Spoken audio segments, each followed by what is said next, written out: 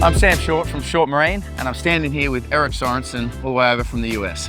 Sam, it's great to be here. My favorite country to visit. Yeah. Thanks for having me back. Good to have you back. Eric's taught me more about boating than anyone else in my lifetime. You know, he spent over 25 years in the US Navy and the Coast Guard. He spent the last 20 years consulting to all of the biggest and best boat brands in the world. And he even authored his own book, Sorensen Guide to Power Boats, which covers all things design, construction, and performance. And so we thought today we'd go over one of the most common things that all boat owners should know, but quite frankly don't know, which is how to tie up your boat safely and securely at the dock. So, well, there's four fundamental things, Sam, really. You want to keep the bow from moving out. The same with the stern. You want to keep that up tight against the dock. You want to keep the boat lined up to the dock, and you want to keep it from moving fore and aft. Have spring lines which lead fore and aft. The bow and the stern line act as breast lines to keep the boat from moving in and out. Okay, so if there are four elements of tying up a boat safely and securely, Eric, right. Let's start with number one, which was the bow line. Now the bow line serves as your breast line. Typically it's also a bit of a spring because it doesn't lead straight down to the dock. It leads down, in this case, forward to the cleat as well.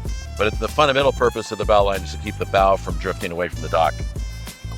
Okay, and so the second element of the four is the stern, the back of the boat. Particularly, how can we prevent that from swinging away from the dock? Right, it's just like the bow line, and it is to keep the stern against the dock. And in this case, we've put the stern of the boat, the stern cleat, as close to the dock cleat as we can so that it can act like a breast line to keep the stern tight against the dock. Another thing that is important to know is really how to tie off a line to a cleat. And once again, there's no hard and fast, but there's some rules of thumb that you use. First thing you want to do is go around the cleat, around the outside, and put what we call a round turn on it. And that takes up a lot of the strain on the line. And then you put a full figure eight on it, like this, so that all the strain is taken up before you get to what we call the weather hitch. You twist it and place it over here and snug it up, and that's called a weather hitch. That keeps it from falling off. So a round turn, a complete figure eight, and then a weather hitch. And you can even put a second one on if you want to make it even more secure. And then you can either coil the line up or you can Flemish it. If you want to look really pretty, you can put it in a little circle right there, like you see at boat shows. Okay, so moving on to element number three, which is stopping the boat from drifting back, whether it's into a dock or the boat behind it. How can we achieve that? Right, well, we do that by running a spring line forward to the dock, and we tighten it up and adjust it. That keeps the boat from moving back or aft. And in this case, our outboards are very close to the next boat behind us.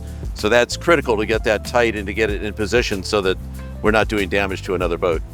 I've used one line here to act as a spring line and as a stern line.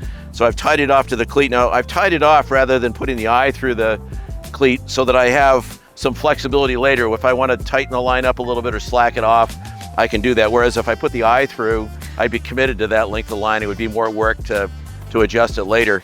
And so what I've done is I've tied it off here. I've run it back to the stern cleat, and I've positioned the boat so it's very close to that cleat on the dock. So that stern line is acting like a stern line. It's not only keeping the boat from going forward, but it's keeping the stern from going out.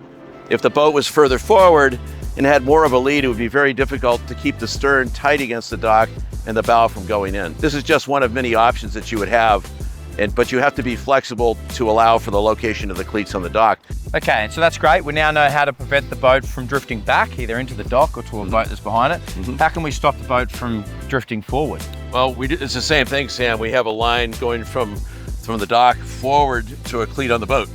So just as we have this spring line prevented from leading aft, we have this spring line keeping the boat from moving forward.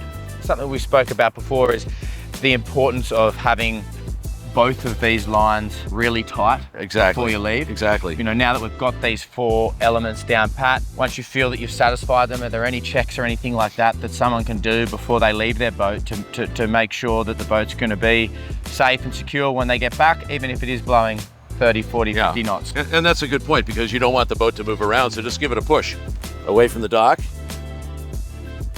and it should stay in position. It's going to move a little bit, but generally it stays parallel to the dock and it doesn't move out. We know that we can go home now. Beautiful. Let's go grab a beer. All right. Didn't know Aussies like beer. We love it too much.